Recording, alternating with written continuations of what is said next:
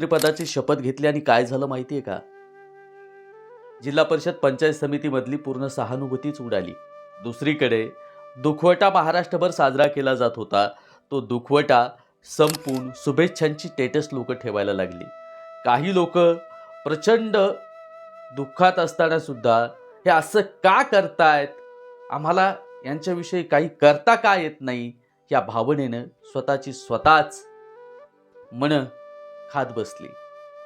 काही लोकांना कळालं की आपण कितीही दुःखात जरी असलो तर दादांच्या घरचे जर दुःखात राहत नसतील तर आपण का दुःखात राहायचं, असं सुद्धा काही लोकांना वाटलं. काही लोकांना असं वाटलं की ज्या पक्षानं ज्या लोकांना मोठं केलं ती माणसं तो माणूस गेल्यानंतर राजकारण करतायत, किती गलिच्छ हे राजकारण आहे हे शपथविधी झाल्यानंतर या सगळ्या गोष्टी घडल्या. मी एक सांगेल की भावपूर्ण श्रद्धांजली पर पक्षाला मतदान देणारी अनेक जण तयार झाली होती.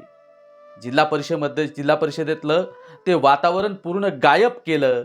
याच्या मागचा कुणाचा डाव आहे? जे झोपलेला बेडवरती होता तो ताट चालायला लागला आणि पुन्हा या कटकारस्थानामध्ये सामील व्हायला लागला. म्हणजे लाभार्थी टोळीचा एक मुखिया आणि पक्ष गिळणाऱ्यांचा एक मुखिया, ह्या सगळ्या गोष्टी घडत गेल्या आणि मोठा डाव साधला गेला.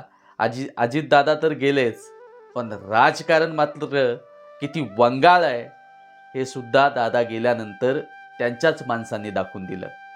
असो, हा व्हिडिओ पोहोचू द्या त्यांच्यापर्यंत आणि आपल्या दादांना पुन्हा एकदा भावपूर्ण श्रद्धांजली.